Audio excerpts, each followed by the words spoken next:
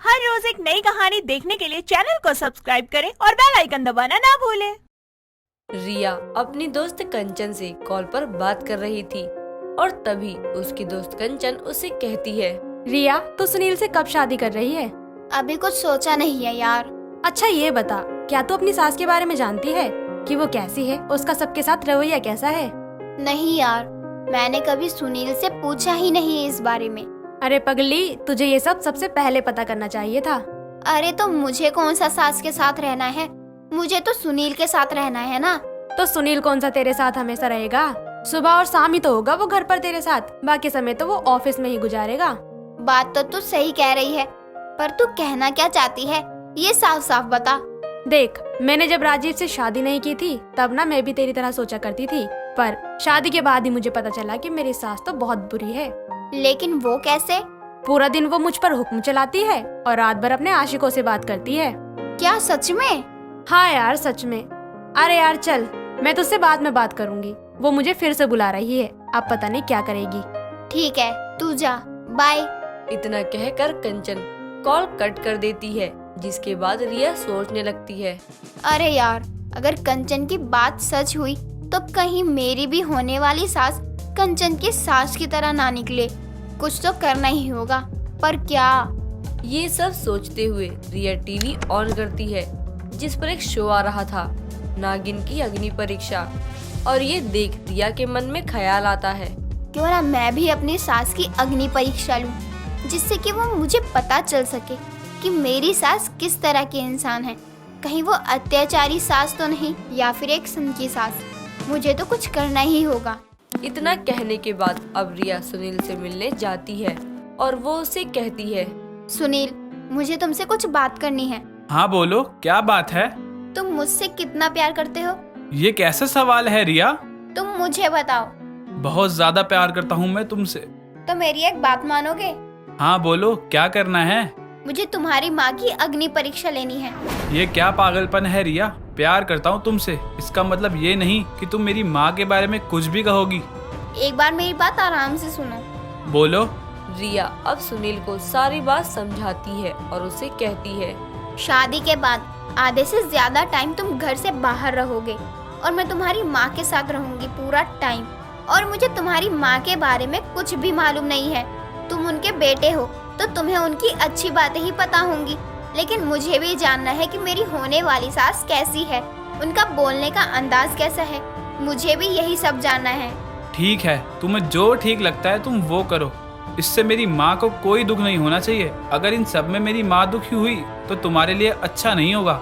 मैं सब ठीक से करूँगी, तुम बस अपनी मम्मी को कल मेरी मम्मी पापा से मिलवाने के लिए लेकर आना। ठीक है, चलता हूँ अब। इतना कहकर सुनील अपने घर चला जाता है और रिया भी अपने घर चली जाती है। दोनों अपने माता पिता को कल मिलने के लिए कहते हैं एक दूसरे के परिवार से। रात गुजर जाती है और सुबह होती है। वहीं अब सुनील की माँ गीता और सुनील रिया के घर शादी की बात करने आते हैं। रिया को बाहर बुलाया जाता है और उसे देख सुनील की माँ गीता कहती है, अरे बहू तो बड़ी सुंदर है, आओ बेटा मेरे पास बैठो। जी हाँ। ये बताओ, ठीक हो ना तुम? हाँ जी। रिया की सास उससे बड़े ही प्यार से बात करती है और रिया भी वैसे ही प्यार से उसे जवाब देती है। इतने में घर का नौकर सभी के लिए चाय नाश्ता लेकर आता है, जिसमें कि बिस्किट होते हैं। और रिया अपना ड्रामा शुरू कर देती है और गुस्से में नौकर से कहती है, तुम्हें पता है ना हम ये बिस्किट नहीं खाते हैं, तुम फिर भी ये बिस्किट ले आए। ये ले जाओ, जाओ ये सब यहाँ से लेकर, और जल्दी से गरम पकोड़े लेकर आओ। अब तो इन्हें बहुत गुस्सा आया होगा, ये पक्का इस शादी के लिए मना ही करेंगी। अरे बेटा कोई बात नहीं, हम यही खा लेंगे, पकोड़े फिर कभी खा लेंगे। रिया हैरान रह जाती है कि ये सब होने पर कोई भी सास शादी के लिए मना कर देती, पर इन्होंने ऐसा नहीं किया और सभी हंसी मजाक में ये बात भूल जाते हैं। और गीता कहती है, हमें तो आपकी बेटी बहुत पसंद आई, अब जल्दी से कोई अच्छा सा मुहूर्त निकलवा कर इन दोनों की शादी करवा देते हैं। सभी लोग इस बात पर राजी हो जाते हैं और कुछ दिनों बाद सुनील और रिया की शादी की डेट पक्की हो जाती है। अब शादी को सिर्फ एक हफ्ता बाकी था और सभी लोग शादी की शॉपिंग कर रहे थे। वहीं अब रिया की सास शादी के 4 दिन पहले रिया के लिए एक सुंदर सा लहंगा भेजती है, लेकिन रिया फिर से अपनी सास की अग्नि परीक्षा लेने के लिए उससे कहती है। मम्मी जी, मुझे ये वाला लहंगा नहीं चाहिए, मुझे तो वो वाला लहंगा चाहिए जो कैटरीना कैफ ने अपनी शादी पर पहना था। अगर वो मुझे नहीं मिला तो मैं ये शादी नहीं करूँगी। बेटा तुझे ये बात पहले बता देनी चाहिए थी, पर कोई बात नहीं, मैं तुझे वही लहंगा ला कर दूंगी। अरे ये तो फिर से मान गई। मुझे तो लगा था अब ये गुस्सा करेंगी, पर ये तो इसका उल्टा ही हुआ।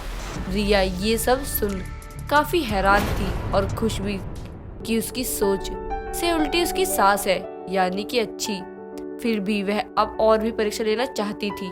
गीता रिया के लिए उसकी पसंद का लहंगा ले आती है और ये देख वो काफी खुश होती है। जिसके कुछ दिन बाद सुनील और रिया की शादी हो जाती है। अब रिया अपने ससुराल में आ चुकी थी और उसके गृह प्रवेश की तैयारियां चल रही थी।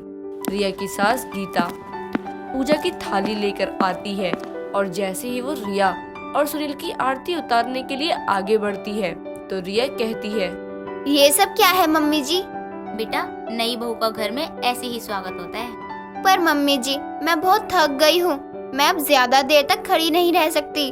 सुनील जा, बहू को कमरे में लेकर जा, बहुत थक गई है ना आज। पर माँ, रस्मों का क्या? अरे बहू की तबीयत से ज्यादा जरूरी नहीं है ये सब, तू जा। ठीक है माँ। सुनील अब रिया को कमरे में लाकर बहुत सुनाता है और कहता है, ज्यादा हो गया है ड्रामा तुम्हारा अब और मैं नहीं सह सकता हूँ। तुम अपने फायदे के लिए मेरी माँ को परेशान करे जा रही हो और मैं यूं ही देखता रहूँ? बिल्कुल नहीं। अगर कल तुमने ये सब नहीं रोका तो मुझसे बुरा कोई नहीं होगा। पर सुनील सुनो तो। मुझे कुछ नहीं सुनना। इतना कहकर सुनील दूसरे कमरे में चला जाता है सोने के लिए। अब रिया को भी लगने लगता है कि उसने अपनी सास को अग्नि परीक्षा के बहाने से कुछ ज्यादा ही परेशान कर दिया है। अब ये सब रोक देना चाहिए। यही सब सोचने के बाद रिया सो जाती है। अब सुबह में गीता रिया और सुनील को जगाने आती है और उनके लिए नाश्ता लेकर आती है। जब रिया दरवाजा खोलती है तो गीता को कमरे में सुनील नजर नहीं आता तो वो कहती है, बेटा रिया, सुनील कहाँ है?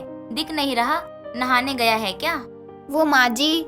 हाँ बेटा बताओ क्या बात है? वो माँ जी, बस हमारा छोटा सा झगड़ा हो गया है और कुछ नहीं। अरे उसने तुमसे शादी की पहली रात ही झगड़ा कर लिया? उसको तो मैं बताती हूँ अभी। नहीं माँ जी, गलती तो मेरी ही थी और वो बाहर चले गए सोने के लिए। आप उन्हें कुछ मत कहना। बड़ी समझदार हो तुम बेटा। मैं हमेशा से यही चाहती थी कि मेरी एक बेटी हो, पर ये ना हो सका। फिर मुझे सुनील ने तुम्हारे बारे में बताया तो मुझे लगा मेरी बेटी शायद इसलिए नहीं है क्योंकि भगवान मुझे तुम्हारे रूप में बेटी देना चाहते थे। गीता की ये बात सुन रिया को अपनी सोच और अपनी सास की अग्नि परीक्षा वाली बात को लेकर अब अफसोस होता है और वो रो पड़ती है। जिसके बाद रिया गीता को सब कुछ सच बता देती है कि उसने ये सब क्यों किया, उसको इतने नखरे क्यों दिखाए। ये सब सुनने के बाद भी गीता रिया को कुछ नहीं कहती है, बस वो उसे चुप कराती है और रिया को माफ कर देती है। और ये सब जब सुनील देखता है तो वो भी बहुत खुश हो जाता है और सभी हंसी खुशी अपना जीवन जीते हैं। दोस्तों, अगर आपको ये कहानी पसंद आई तो इसे लाइक करें, शेयर करें और कमेंट करके बताएं कि कहानी में आपको सबसे अच्छा क्या लगा।